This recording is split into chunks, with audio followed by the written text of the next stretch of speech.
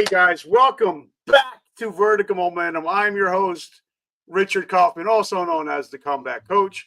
Guys, I've been off for a few weeks because I've been sick and then we took the holidays. But this episode is for you. If you're one of those people that think the Terminators are coming to kill us through AI, we're going to dispel all those myths today with my brother, Jonathan. He's an amazing dude. He's not only a coach, podcast host, author. He also has one of the most amazing Facebook groups ever, but he's also an amazing husband, father, and brother in Christ. So guys, if you want to know everything about AI, this is the episode for you. Jonathan, my brother, welcome to the show. Well, thanks for having me, and I am so excited. And I got to tell you, that bumper music that you have on your intro, dude, that is rocks. I love that. I'm blessed. My friend William Maitrey actually put it together for me, so thank you, brother.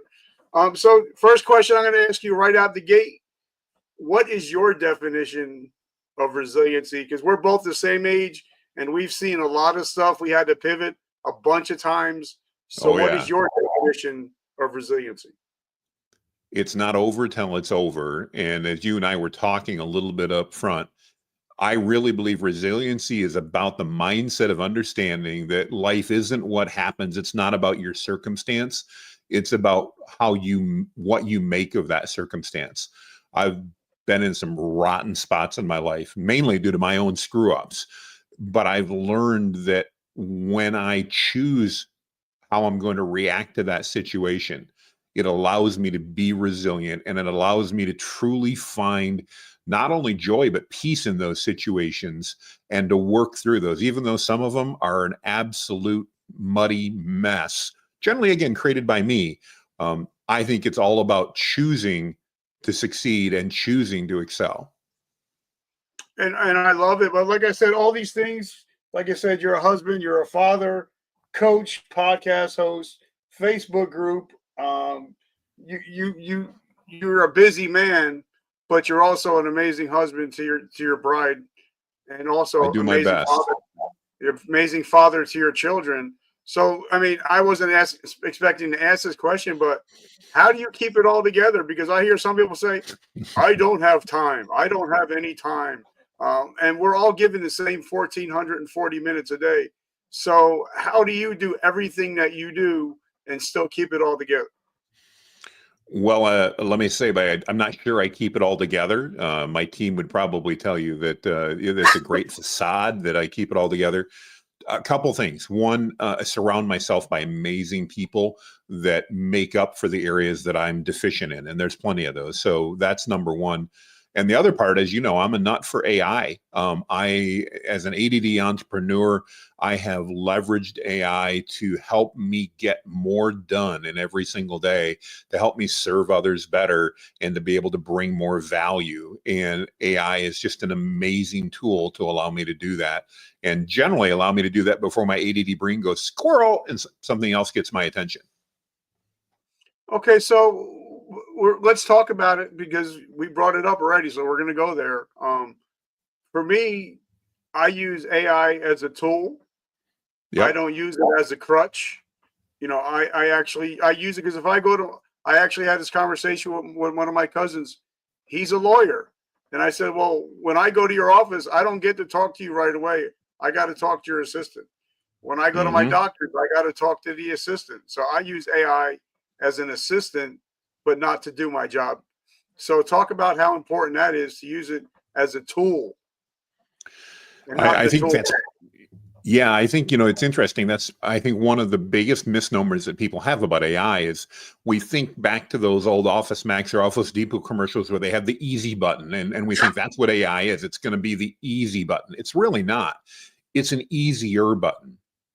And what I mean by that, Richard, is that AI amplifies our skill and experience, but it doesn't replace us. You and I, one of the benefits we have being in our 50s is the fact that we actually have experience and we have skills to amplify. You know, probably for the first time in history, a technology has come along that us old guys can take advantage of more than our sons can take advantage of. Not that our sons can't, but we have the skill and experience to amplify. AI is that tool. Now, does it need to be used responsibly? Absolutely. But it's an amazing tool that can be used to help you provide more value, to save time, and just to make life better in so many, many ways. Okay, so let's break it down Barney style. Got it. Because I'm an old school guy. I'm a ninth grade dropout, so I don't have a lot of schooling behind me. So what is artificial intelligence? Break it down. Well, first, I think it's a mislabel. We don't have artificial intelligence at this point. It's not sentient. It can't figure things out. I can't go to ChatGPT and say, I need to buy some new headphones so that I can hear Richard on the podcast. So go find me the best set that's under $200 and get it delivered. AI can't do that. It's not capable of that. Will it get there? Maybe at some point in time, but we're not anywhere near that.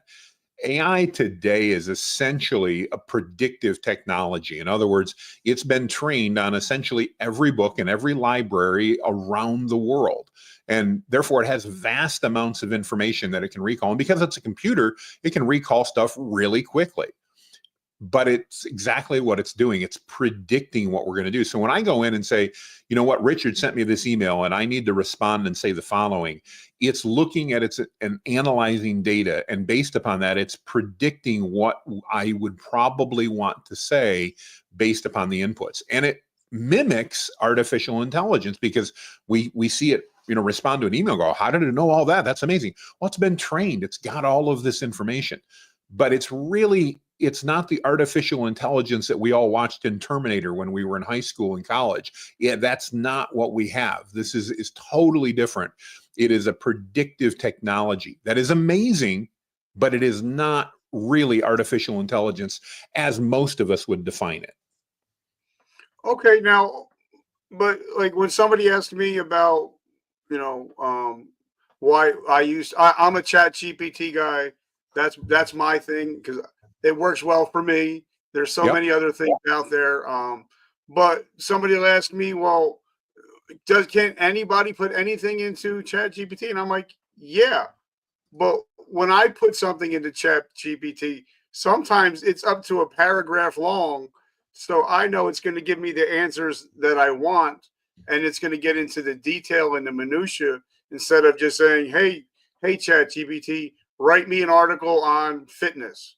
Well, if I put, write me an article on fitness, nutrition, supplements, especially for diabetes and cholesterol, it'll give me more information than if the average guy that says, write me an article on fitness, right? Well, and that's probably one of the biggest problems that people run into is we assume that AI can read our mind. It can't any more than I can read my wife's mind. And if for all the married guys out there, we know that's impossible. It just doesn't work that way. Good luck with that. Good luck with that. Yeah, it's just not going to happen. But Richard, it's no different if you and I were working on a project together. Let's just say that we were sitting in the same office, we're working on a project together, and let's just hypothetically say, you're an expert at writing press releases, and I, as a business owner, need a press release. If I walk up to you and say, hey, Richard, I need a press release, and I turn around and I walk away, and you go, okay, Jonathan, couple of questions. I go, no, you got it, Richard, figure it out. You're going to be able to write a press release, but it's probably not going to be what I wanted because I didn't give you any information. All you know is, okay, Jonathan's an AI guy. He's got a big, long white beard. He's got a couple kids, a couple grandkids. I'll do my best to write something. But when you realize what I really wanted you to do is I wanted you to write a press release about my next 91-day event, and I wanted you to explain why it's called Thrive and all these other things, you wouldn't be able to do that because I didn't give you any of that information. And what happens when we use AI is we often go in and do just that. It's like me walking up to you and go, Richard, I want a press release, and turning around and walking away while you're screaming behind me going, but I need information. And I just walk away. And of course, as a result of that, we would never do that in real life because, of course, we know we wouldn't get good results. But we do that with AI all the time. And then we get frustrated going, well, geez, it didn't do what I wanted. That sucks. Well, yeah, because we didn't give it any information. And I agree with that. And like I said, that's why I love your group. I sit and I watch and I learn every single day. And being 50, I'm going to be 56 at the end of the month. sometimes it's harder, like I think you said, to learn, but I think it's also because all the experience that we have, we can work Right. on the right prompts because we know what to ask it. But also when I write something, um, I'll ask it, I'll say, write it in my voice, Right. write it in my style, because I've been, like I said, I've been with ChatGPT since it was beta, and now I've been in so long, it's starting to learn my words, how I speak, what I talk about. But I think a lot of people, that I can tell if somebody writes something, usually from AI, is because they're using words that person would not normally use. Like if you see me Yes. using a 3-4 syllable word, that's not me. You know what I mean? And I think, like, I had Steve Sims on my show, and he said when he had his first book, it was ghostwritten, and his wife read it and said, "You can't put that out. That's not you. Yeah, People know that's not you." exactly. So Yep. talk about that. How important that is. I'm glad you asked that, Richard. I think it's one of the things that's so often overlooked. It's also one of the very common complaints we hear is, that reads like AI, that sounds like AI. Well, AI is designed, and again, it's been trained on every book and every library. So it's been trained on how to do so many things. But its default style is probably going to be a bit more formal and use a bit larger words than most of us do in our day-to-day conversation. And so what we want to do, if we're going to use it, and I call it AI assistance, if we're going to have it assist us in writing that email and writing a social media post, maybe even writing a white paper, I want it to train to sound like me. And that means that I need to tell it who I am because, guess what, Richard? We're both turning 56 within the next 60 days. And so we're very similar in that respect. We both have a passion for caps. I can see you've got your baseball cap on. I wear one almost all the time, mainly because there's not a whole lot underneath it. And so it makes it more comfortable. It gets the shine off my head. But the whole point is we have some things in common, yet ChatGPT doesn't know any of those things about us. And if we went and wrote articles, those articles would probably both sound different. If we wrote an email, they would probably both sound different. So we need to train ChatGPT or Claude or whatever model we're using. We need to train AI to sound like us. And the best way to do that, Richard, is just to let it know what our personality is. So, it can be as simple as I recommend, you've probably heard me say, go out to a site called 16personalities.com. It's free. Spend 10 minutes, take their personality test. It's going to give you a 4-letter code for a Myers-Briggs personality type. If you're a certified Myers-Briggs coach, I apologize. I know it may not be perfect, but it's going to be good enough for AI. And I can go out and it'll tell me that Jonathan's an ENTJ. Don't worry about what that means. Doesn't matter. What the key is when I tell ChatGPT, write as an ENTJ. And by the way, that's all I need to do after I've given it my instructions. And maybe I want to write this email to Richard. I want to thank him for having me on the podcast. I want to let him know what an awesome experience it was. Write as an ENTJ. It now has ChatGPT now has reams of information on what it means personality-wise to be an ENTJ. It knows lots about how I think, how my brain works, whether I like long content, short content. Am I direct and to the point? Do I beat around the bush? Am I super analytical? Am I not? It knows tons of stuff about me based on those 4 letters. And by the way, there's 16 different codes you can have, and most of those have 2 variations. There's about 32 different variations that you can give it. And most of us as humans fall into 1 or 2 of those. And when we tell ChatGPT what our personality is, all of a sudden, that ghost written book that you referred to now sounds a lot more like me because that ghostwriter, in this case AI, has fully understood who I am, or at least gotten, maybe not fully, but it's gotten 80 to 90% of the way there, literally with those 4 letters. And I think it's sometimes, like, if I use it a lot, like tomorrow I'm actually writing an article on how to raise money and capital for your business. I use it as a learning tool instead of going to Google, where I gotta sift through the first 10 or 15 to see which one's sponsored. I use it to learn. Okay, I'm teaching on this tomorrow because I learned that the best way to teach something, to learn something, is to teach it. Absolutely, 100%. I write an article for LinkedIn every Thursday. It's called the Thursday Thunder. And so for a whole week, I'm studying on that one subject so I can write an article with the help of ChatGPT, because I am a ninth grade dropout. I'm not great with, perfect sentence structure and stuff like that. So, but I believe that you can use it to not only write stuff, but you can actually use it to learn, to to get better in business, in life. You can use teaching. Absolutely. So talk Yeah, about that teaching tool. Yeah, it's again, because it's been trained on every book and every library, it knows, quote unquote, and I should say that in air quotes, it knows a lot of information, and it can help us find that information and get that information back to our audience or back to us, or help us learn from that. So it's a great tool from that perspective, and it does do some amazing things. One of the things I often tell my team is, if you don't have an answer to something, you don't know how to do something, ask ChatGPT. But then the other part is, we just need to take a moment and we need to review what it's saying, because remember, it's been trained on every book in every library. And if you go to the library today, and let's say I want to look up about how to write a great resume, I can probably find 30 different books in the library about how to do that. And between those 30 books, there's going to be some disagreement on what's the best thing to do. And ChatGPT may occasionally get conflicted because it's been trained on all 30 books. And therefore, it may not always give you the perfect information. That's why we're still needed. We need to validate what's there. But yeah, when it comes to learning concepts, oh my gosh, I do that almost daily. I need to learn what the best practice is for this. I need to teach somebody the following, or I just need to understand, somebody used a word I didn't know. What's that mean?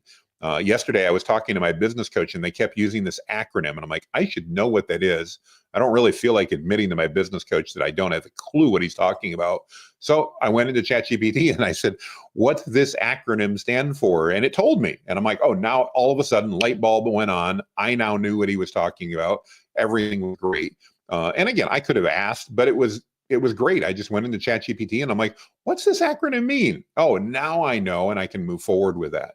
So whether it's an acronym or whether you want to learn something new, I just used it the other day. Stupid thing, but we wanted beef stew. It's a little cold where we're at. We're like, oh, some nice beef stew with some potatoes and carrots and all that. That'd be really good, hearty, nice, warm meal. Sounds great on a cold day. It's been a long time since I made beef stew. So I went and I asked, what's a great recipe for beef stew? Here's what I've got. I've got beef, I've got potatoes, I've got carrots, I've got onion. What else do I need to put in, and how can I do it? And while I could have probably figured it out, in 30 seconds, I had an incredible recipe. It asked me, are you going to do it on your crock pot? Are you going to do it on the stove? No, I'm going to do it in my crock pot. Gave me the instructions. And again, within about 30 seconds, I had everything I needed to make a great meal, versus what would have been probably 10 or 15 minutes at a minimum if I'd searched Google to try to find a recipe site, to visit a bunch of different websites, all of that. It would have been a nightmare. Excuse me, still struggling with this. But now, I think, was it last week when ChatGPT went down? People were freaking out. Yes, they were. So I was like, I had a question, and I'm like, okay, all right, Gemini, all right, Meta AI, I need help with this. So I have a couple of different sites that I use. Like, I personally, now that ChatGPT and Canva are working together, that's pretty tight. But I know that there are some pictures that Meta AI can draw, and they look lifelike. Oh, yeah, absolutely. And you don't have 7 fingers. But, so I think, each AI has something a little bit different. So talk a little bit about the differences between, Meta AI, Gemini, which I don't think Gemini has photos or anything yet. So talk about the differences between some of the platforms. So there are a lot of differences, as you mentioned, between the platforms and what they can do. For the most part, there's 4 major, what we call large language models. Those are the things that we type text into and give us text back. There's ChatGPT, which is by far the most popular. There's one by a company called Anthropic, which is called Claude, which is very good. Google has their own called Gemini, and even Meta or Facebook or Instagram, if you're more familiar with that, they have one, and it's called Llama, of all things. All of those do a great job overall of allowing you to put in a text response and get a text response back. Some of them even have additional capabilities like ChatGPT and ChatGPT and Google Gemini. They can search web pages, so you can give them a URL and they can go pull information from that. Claude doesn't have that ability. Meta and ChatGPT, they can create images as well. So if you want to create images, you can do that. But there's also specialty tools that are out there. So if you're really into imagery, I happen to be an avid amateur photographer, and I love that creativity. So there are other tools that can be used, and I happen to use one called MidJourney and another one called Flux, Flux, to create imagery. And again, those are different in that I can't put in a prompt to help me write an email into MidJourney because it's always going to create an image. The same is true with Flux. It always creates images. That's what they do. And on the other hand, then there's search engine tools like Perplexity and GPT Search that allow us to actually almost replace Google and what Google has done for years and now have an AI-based search. And some people will go, what's the benefit of an AI search? Well, it's great for people like me that don't want to go visit a bunch of websites. I talked about that beef stew recipe. If I search beef stew in Google, it's going to give me a list of 10 websites that I can go look at. That's great, but I need to go look at all 10 websites. If I do that in either GPT search, which is part of ChatGPT, or I do that in a tool called Perplexity, which is a great AI tool, it's not only going to give me those 10 sites, but it's also going to analyze them and it's going to give me an answer.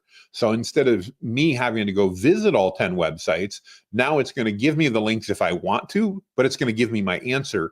And that means it saves me time and energy. And that's awesome. I love it when that happens.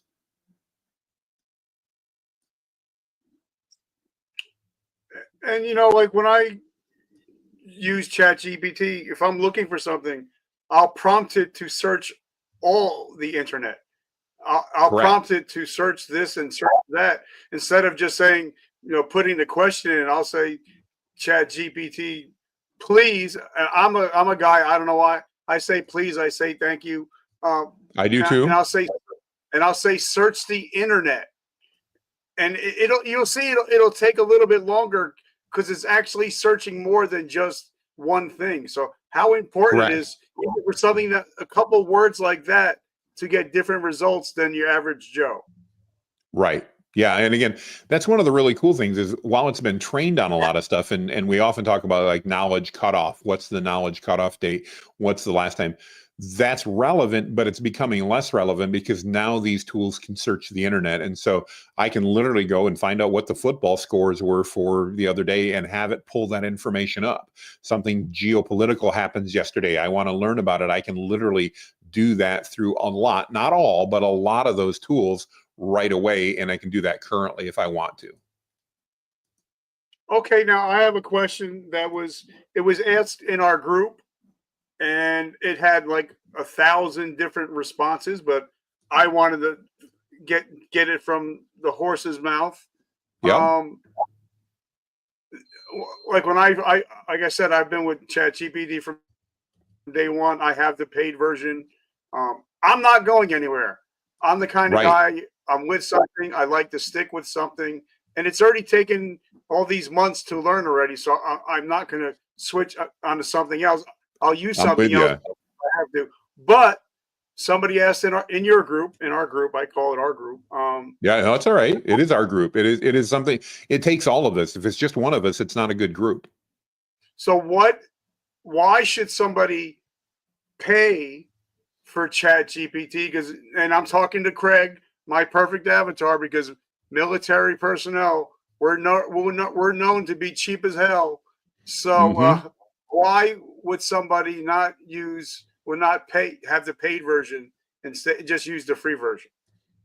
Well, it's an excellent question, and I think it depends on what your needs are. All of them, I say most of the AI engines that are out there offer free access, but it's on a limited basis. I compare it to the local drug dealer. The first time you want to try that drug that he's selling, it's free. Why? Because he wants to get you hooked on it. And then the second time you want it, it's going to cost you money. And that's kind of the way the AI models work. And I don't blame them. They've got costs, but they typically give you some free access. And for the most part, for a lot of people, that free access is sufficient. And if it is, no need to upgrade. But if you're like many of us, what you're going to find as soon as you start getting into it, you're going to go, man, I want more of this. This is really good. It's like walking around Costco or Sam's Club on a Saturday, and you could eat lunch there by stopping at all the different food stations and getting one bite at a time. Why do they do that? They want you to buy the whole box of the product.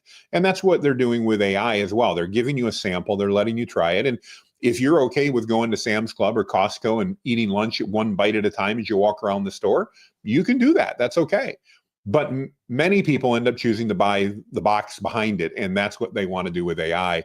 And what you'll find is that you'll get significantly more use as far as usage, ability to use it, and you'll often get some enhanced features that are available as well when you pay for it.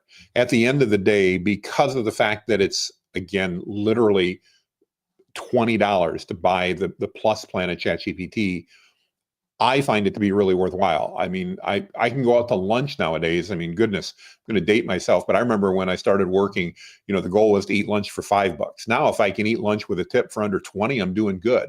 So it's basically, I don't go out to lunch one time a month and I get my ChatGPT. To me, that's a great value. Everybody else, you've got to decide on where it's at. But I think it's a very fair price and very affordable. And I can't imagine why, if you were using it as a tool, why we wouldn't do it. I mean, many of us pay more than that for Netflix, and we certainly have paid a lot more than that for cable. And I find AI to be far more entertaining. Yeah, and now, I know, for me, in my niche, podcasting, Opus Clip and ChatGPT have changed the game to where Absolutely. what used to take me used to take me about 10 hours to listen to an episode, record, put it out, find hashtags, find YouTube tags, find headlines, create videos. It used to take me 10 to 20 hours to put out a video. Now I think my time has probably been cut in half. Now, and you're a podcast host, so I'm going to ask you, and because a lot of people that listen to my show are podcast hosts, what have you found that AI has helped you with your pod and with your social media?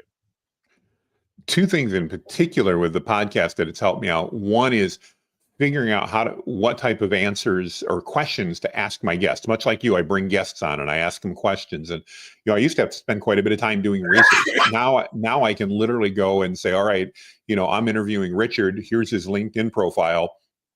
It already knows about my show because I've trained it. It already knows about my audience because I've trained it. So give me 15 questions that I can ask Richard that are going to help create an interesting podcast episode. And boom, 20 seconds later, I've got those questions and I can pick and choose the ones that I want. So that's the first thing. It's saved me a ton of time on research. The other is in the post-production. We're talking about a lot of different things here. My guess is that some of these, based on you mentioning Opus, one of my favorite tools, we're going to be able to clip some of these, and you're going to have anywhere from 10 to 60-second versions that we put up on social media and all that type of stuff. That used to take a lot of time. You're manually walking through your entire video. You're listening to it. You're cutting, you're trimming. Oh my gosh, I hated that. It was just a nightmare. Now we've got tools like Descript and Opus that literally we can give that video episode to, and it will listen to it. It'll use AI to analyze it, and it will create clips for us that we can use. Now, it may create 12 clips out of this, and I may only want to use 9 of them, but that's okay. It took me no time in order to do that, if that makes sense. Yeah, because I know, I'm putting out an episode this weekend. I put in Opus. I just downloaded from YouTube, and it popped out 10 60-second videos with captions. Yes, and with a ranking score of what kind of chance you have for it to go viral. And it's just And amazing when you think about that it has those capabilities. It blows my mind. But again, talking about saving time, it's an incredible way to save time. yeah, and I think it saves money because there's a lot of people that were paying for a video editor. Oh They were yeah. paying this and paying that. Like I think I paid for the year for Opus. It was Yeah. like $10 a month for the year, whatever it was. Yeah. But I realized Very, I'm very saving more affordable. money by not hiring my virtual assistants from the Philippines. I'm saving a lot of money, but I'm also saving a lot of time, right? One, that's it. It saves us time and energy, and time is money. But like you said, if you're going to hire some staff, my team, they have access to the same AI tools I use. Why? Because now maybe instead of needing 3 people, I can have 1 person, and they can get the job of 3 people done. Or one of the things that I love it for is my assistant will often help me respond to emails, as an example. And she's got a different personality than I do. So she's not always going to write things as I would. Well, I created a custom GPT that was trained on my tone and my style and my personality, kind of like we talked earlier. And she now has access to that. So when she's replying to emails, even though she says it's, hey, this is Jonathan's assistant replying, she can write it in a tone and style that matches me. And that means I don't have to review every single email anymore to make sure it sounds like me. It automatically sounds like me. And I trust her to review it and make sure it wasn't poor quality before it goes out. Little things like that not only save her time, but it also saves me time. And, I've always said, for at least the last year, I've said, if you can't save an hour a day with AI, then you're not trying to save time, because I think virtually anyone, especially anybody that's working, you can use AI to save you 60 minutes a day. And within a couple days, you can be there. Well, now imagine that if you've got an extra 5 hours every week, either that's time to get things done that you didn't have, because most of us have more to-do lists than we do time. Or if not, that's okay. Now we've actually got time we can actually put into a project to do something better, because there's always things that needed more of my attention and I just didn't have the time to get to it. So I did an okay job versus an amazing job. And now I can do an amazing job because I have more time in order to make that happen. So, okay, so let me ask you a question, because I know I'm not that copy and paste guy. I Mm-hmm. go in there, I want to make sure that the information is correct, first of all. Because Yes, sometimes absolutely. you might get something that might be outdated, that, so you always want. And then what I do is I kind of, because I'm a low tech redneck, I actually I just love it. I copy and paste it into my messages, and then I edit it and then push it out, because I want to add Yeah. stuff. I want to add my own words. I want to add my own twists. So it's not just me. And I seen somebody complaining about it on Reddit. Somebody copy and pasted it and just put it as a status on Reddit. It came out saying, "Hey, you can't just copy and paste and put AI stuff in here. It's got to be. You have to post something real." So there's certain Yeah. companies out there, they're searching for AI to make sure that you're just not copy and pasting it, right? Absolutely. Now, I have a fairly negative impression of most of the AI checkers, but I also can tell you that there's a lot of people that don't even spend a moment in order to do it. And so the AI, when it generates content, is going to create it's what's called markdown format. Most of us are not familiar with markdown format because it looks a little like programming, not a lot. But if I just copy and paste that response, a lot of times I'm going to bring those markdown characters over with me. That's going to be asterisks and pound signs and other things like that. Well, when you paste a response, and you and I have both seen it in the group plenty of times, Richard, somebody asks a question and they go out and they paste a response. The moment I start seeing that, there's pound signs and asterisks in it, I know they just went to ChatGPT and they copy and pasted it. They didn't do anything. And that doesn't bring value to the community. So, of course, that's not a great way to do things. Now, using ChatGPT or Perplexity and then actually taking a couple minutes to proofread that, to remove those marks, to make sure that it's relevant, that absolutely can add value. But it's a different way of thinking, because again, we're going to go back to where we started. It's not an easy button. It's an easier button, if that makes sense. Yeah. And like, I know not everything can be unlocked, but when I see the word unlocked, the first word, I'm like, here we go. Well, and that's it. There are a series of words that we have learned over time are absolutely words that are very commonly used by AI. And no, delve is another one, game changer.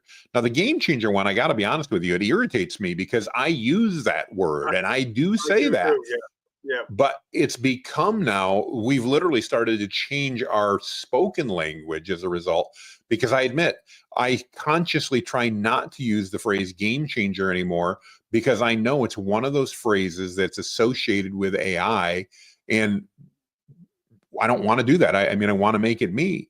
But I mean, literally the other day I was doing a video and it came up and I used it and I said, yes, guys, I'm not reading a script. That's just the way I talk. It's what I say sometimes. But yeah, there are definitely words like that that are not as common. And the reason they come up is, again, because of what ChatGPT and the other AI engines have been trained on.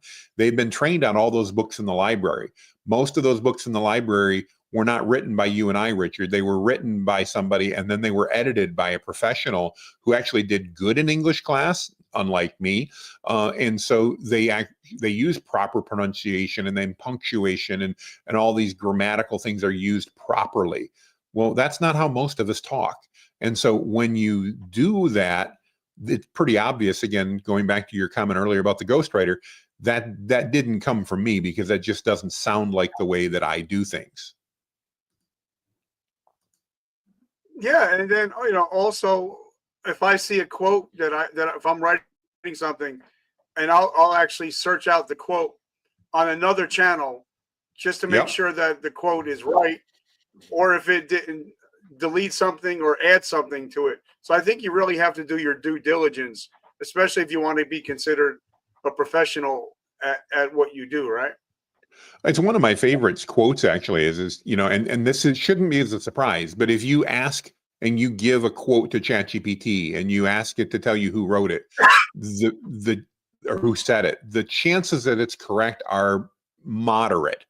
But part of the reason is if you go to Google or you go to anywhere else, many, many quotes are attributed to multiple people.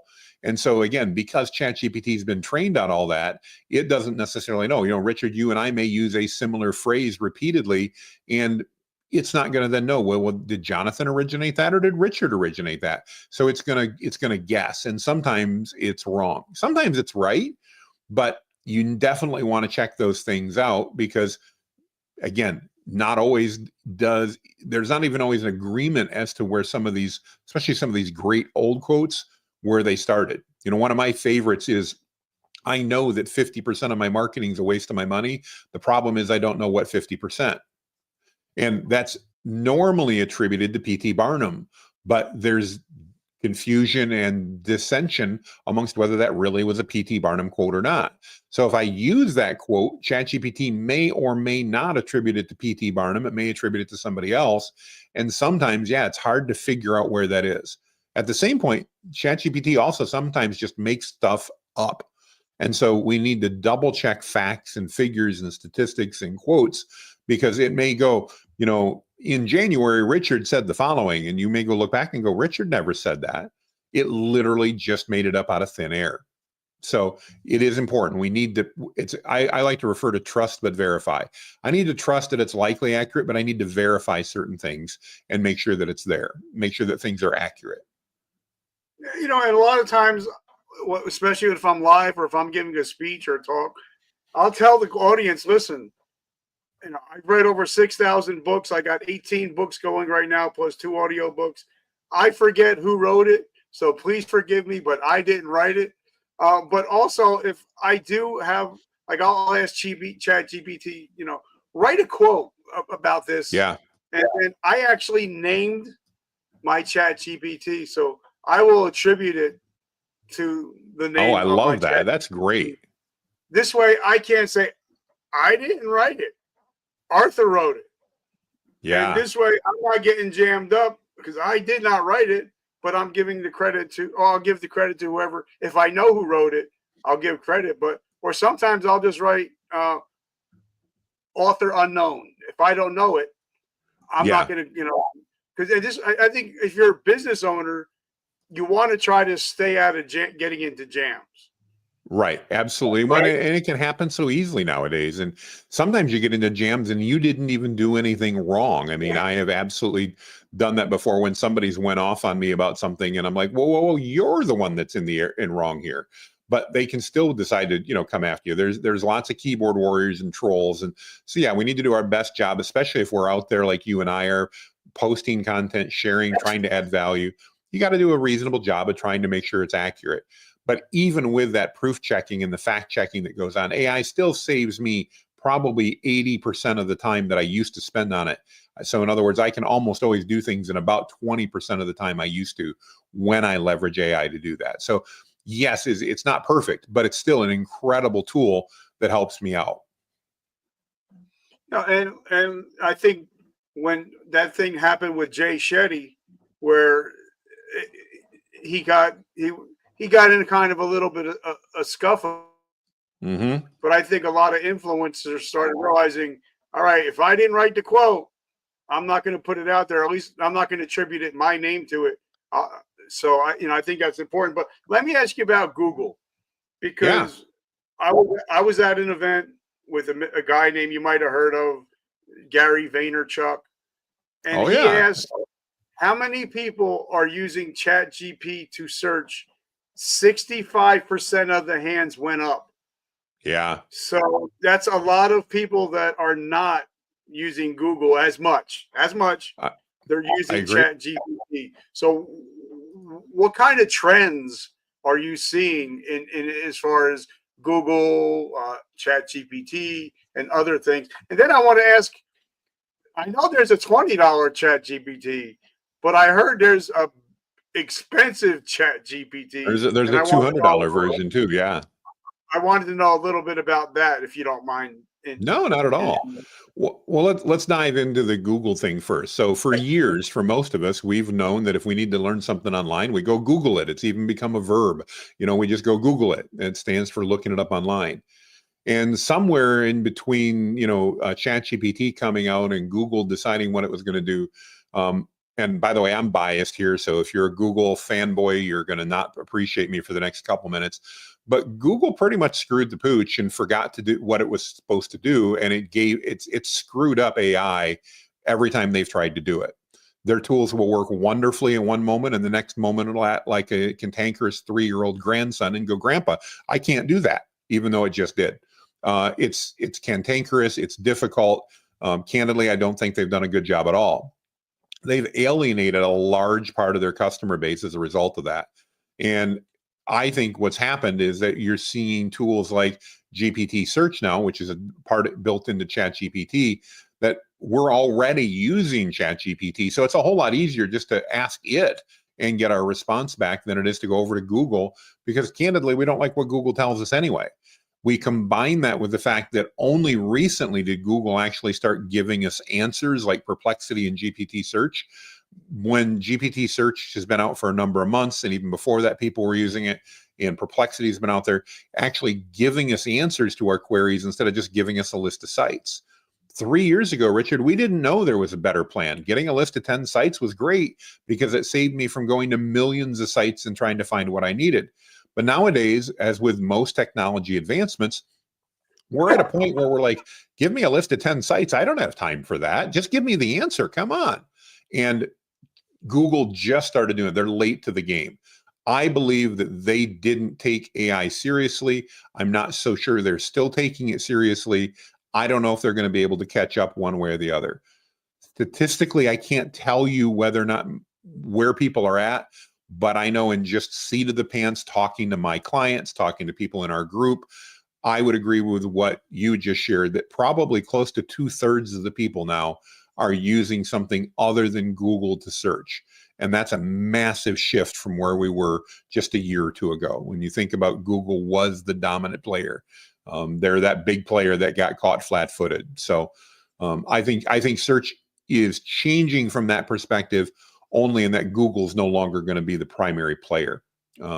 What's that mean for us as potential business owners? And that it means that keyword ranking is a lot less important today than it was 3 years ago. I'm not saying it's not important, but it's less important. And the reason is that the AI tools are actually looking at not just a keyword, but they're actually looking at things that are about that topic.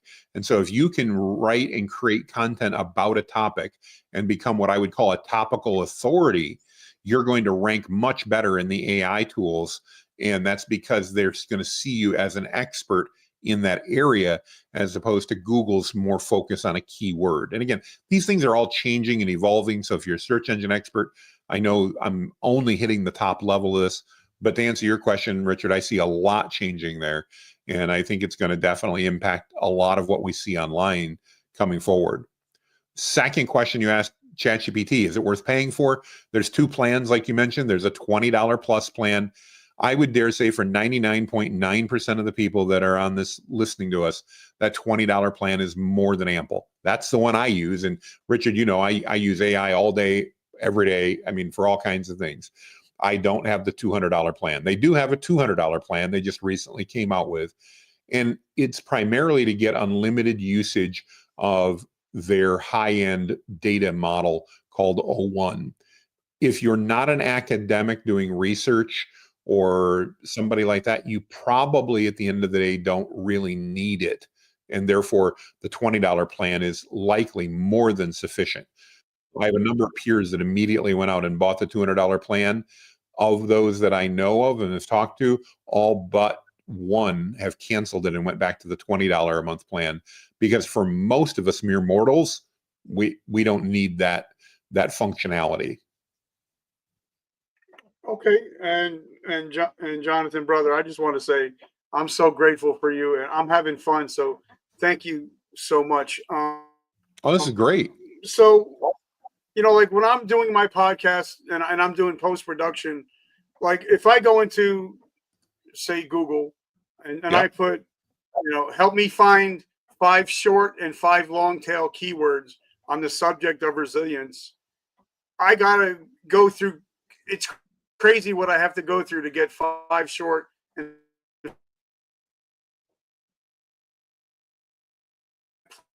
we say ChatGPT, search the internet, please find 5 short tail and 5 long tail keywords on the subject of my interview with Jonathan Mast. It's going to come out with the pretty close to the top 5 short and 5 top long tail keywords that I need for searchability and SEO. So how important it is it to use it for using like hashtags or for YouTube tags, and also for short and long tail keywords for search engine optimization.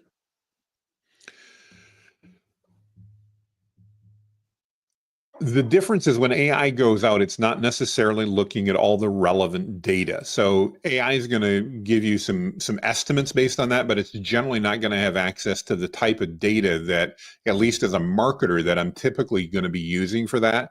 So you can figure out a whole lot of things easily, but that doesn't mean that you're going to be able to get the same quality that you were able to do before. And I think that's one of the areas that, you know, we need to take a look at AI and figure out where in it adds the most value and things like that. As a general rule, when it comes to keywords, ChatGPT and that, they're going to do a great job of figuring out what type of keywords you should be targeting, but they're not going to be able to give you some of that detailed information that you may need ultimately in order to provide the most value to your audience.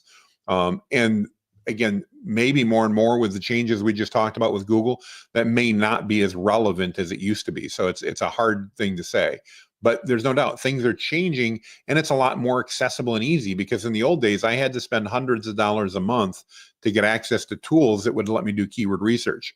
Now I don't. I can literally go to ChatGPT, and it's probably the old 80-20 rule, Richard. It probably gets us 80% of the way there in 20% of the effort. And for most of us in what we're doing, that's sufficient. All right, so we have a question from up above. I can't see because my eyes are bad. I don't know if you can see that, but let me I take can a see look it from here and here. see what we've got. Hold on. All right. So from my understanding, in recent years, it's been learned that Google is biased with the results and it provides its users. Is that an issue with AI? Everything has a bias, and the reason I say that is Google itself isn't biased. It's an AI algorithm. It's not biased per se. ChatGPT isn't biased per se, but the data that it's been trained on is absolutely biased. Everybody has a bias. I want to encourage you not to think that just because something's biased, it's bad. We all have biases in everything that we do, but it's important to understand that everything does have a bias. And because of AI, Paul, it's a great question, but it's important to know that yes, AI has a bias as well because it's been trained on data that was written by people, and all people have biases. If you're not sure, just watch the news media. Everybody has a bias, whether it's one way or another. Everybody has a bias.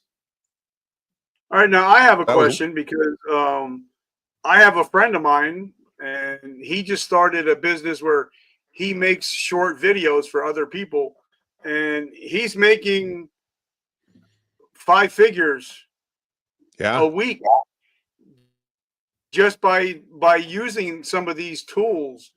And so I see that, a lot of people, the big question is, Jody just asked a question through text.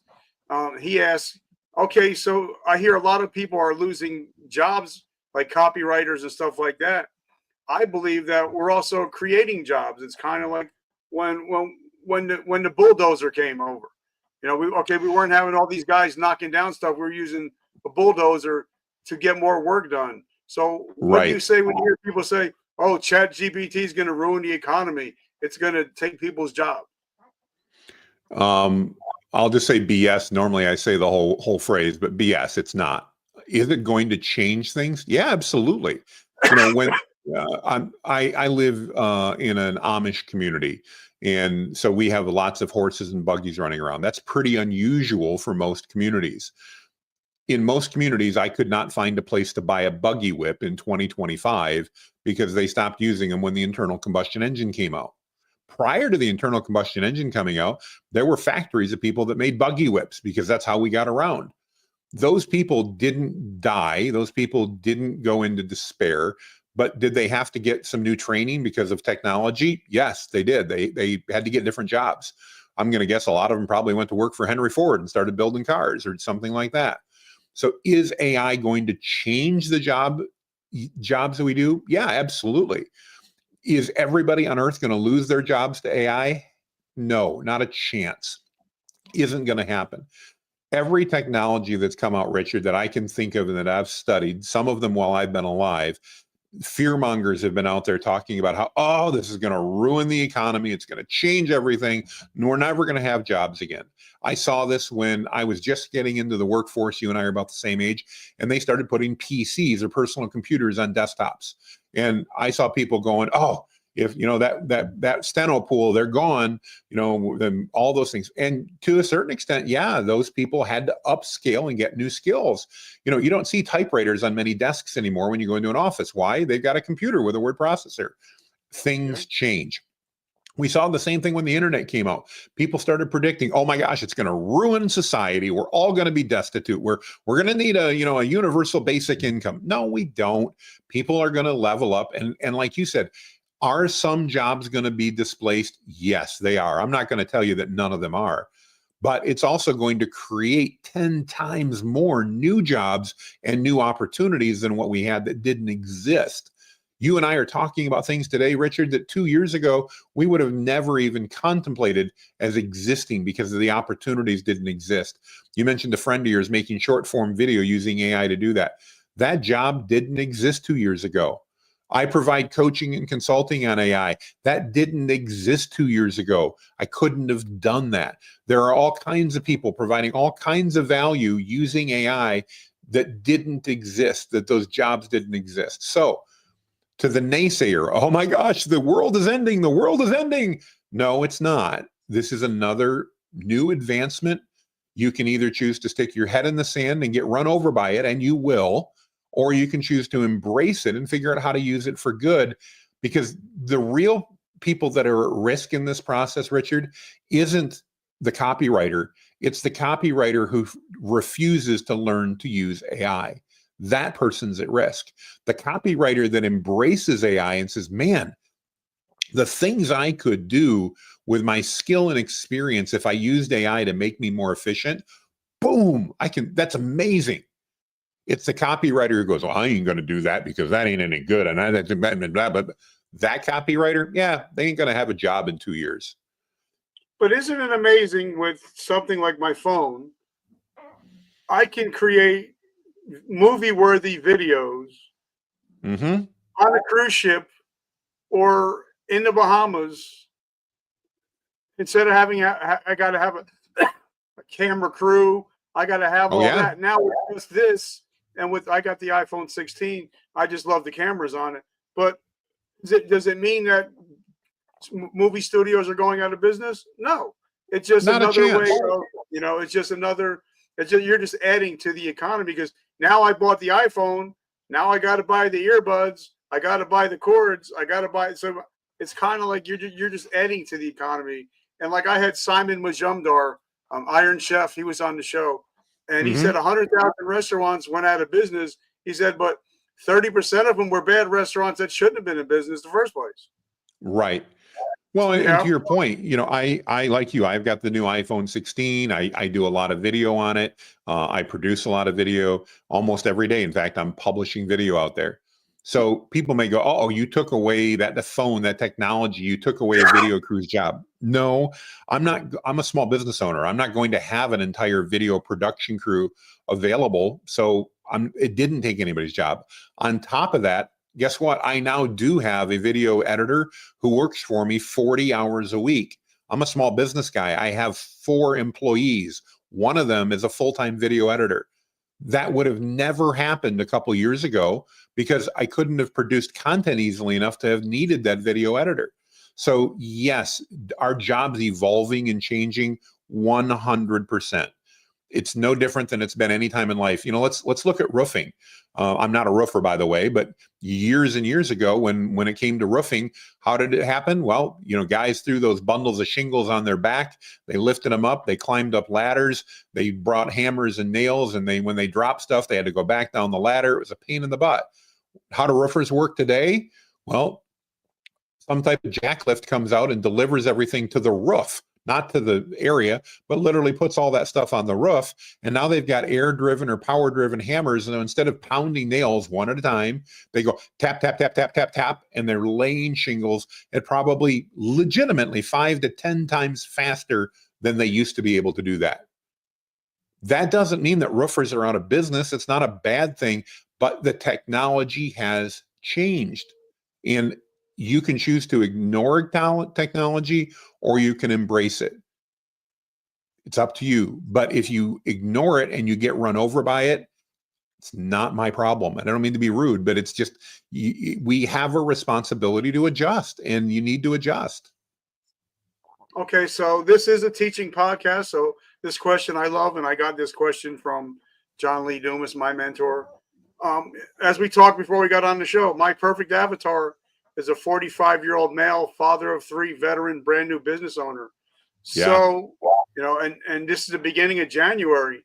So what would be your top 3 pieces of advice for brand new business owners of how to actually implement AI, especially for e-commerce? Well, the first thing I want to do is encourage you not to try to find a way to make AI your product, because that's what so many people want to do. That you see it in the group, Richard. People are like, how do I use AI to make money? AI is not a money tree. You need to find a problem that you can solve for people. And then once you've identified a problem that you can solve and that people are actually willing to pay you to solve, now you can use AI to deliver that more effectively and efficiently.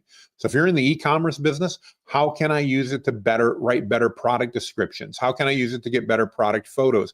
How can I use it to better target my audience so that I'm getting in front of the people that I want to get in front of? How can I use it to make my marketing better? How can I use it to help me strategize about new products that my audience is going to be interested in by analyzing my existing customer base and helping me identify complementary products? Those are all things that I can do in the e-commerce business, and I can do them a lot faster with AI and I can do them. I don't need to go hire a consultant to necessarily do this. And I don't need to hire a VA to dig through all my data and to give me this back. I can have AI do that for me.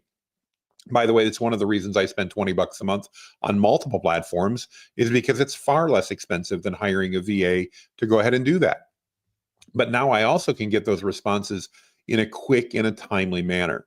So what I'd encourage everybody on the call to do more than anything, Richard, is identify those things that you're doing on a repeated basis that you go, man, this is the same type of thing. I got to do this every week. I got to run this report and I got to do this or I got to do that.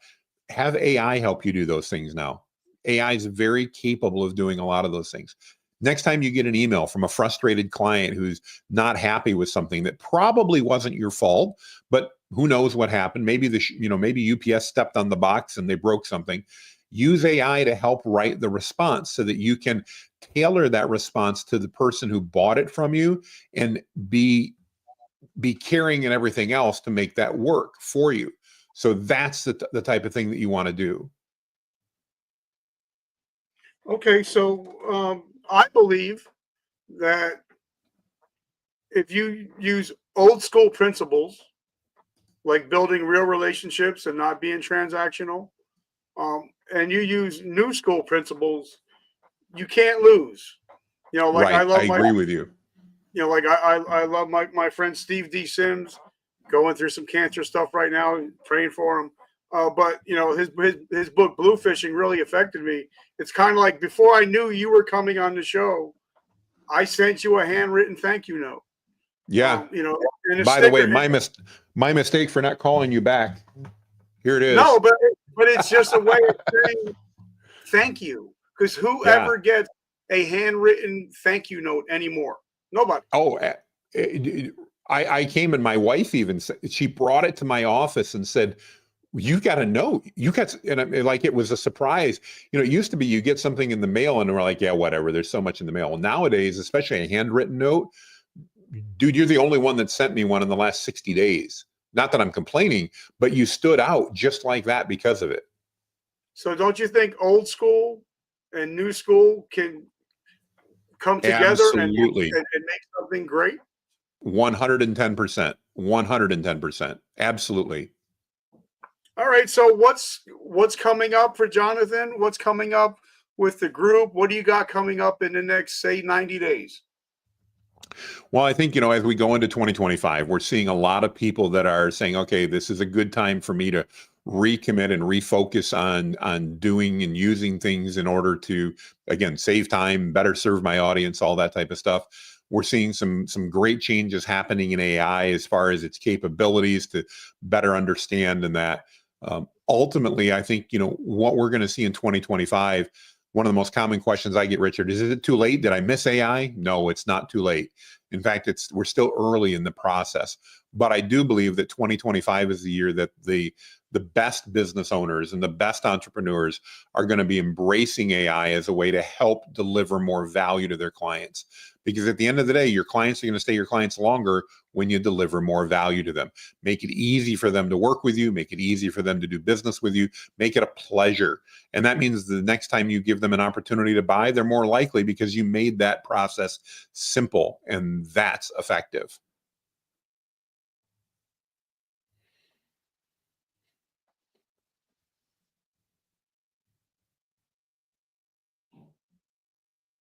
So how do we find you? Talk to us about your Facebook group, because I'm honored just to be a member. So talk about your Facebook group, talk about your pod, talk about everything you got going on, and how we can get into your ecosystem. Well, I appreciate you asking. The easiest way is just to remember my name, Jonathan Mast. If you go to jonathanmast.com/linktree, you'll see all the ways to connect with me, all the things that are going on. I work hard to keep it updated. I do a fair job of it. It's not great. You also see a link to my Facebook group on there. It's entirely free. I've got nothing to sell you there whatsoever. Join the group. We've got over 330,000 other entrepreneurs that learning about AI, sharing. And it's not just me. I mean, you're part of the group, Richard. There are hundreds and hundreds of people, and they're sharing valuable tips all day long. There's a few dozen that are trying to spam things and they get kicked out. But, we've got literally just hundreds and hundreds of members that are active. In fact, it was interesting. I just saw a stat, not that it matters, but we've got 331,000 members as of this morning, Richard. And I looked for the last 28 days. We had 110,000 users that Facebook said were active and engaged regularly in the group. That just warms me because that means that we've got a super active group. There's lots of stuff going on. If you have questions about AI, it's a great place to ask them, and it's entirely free. And I love it. And guys, if you're watching this and you join the group, don't spam the group. I did some stupid stuff and I got booted for being stupid. I'm back in and I learned my lesson. So make sure that you're always adding value and not just trying to take value. So I just wanted to say that because people know if I make a mistake, I admit it and I move on. So that's normally my last question. But I got one more question for you. Yeah.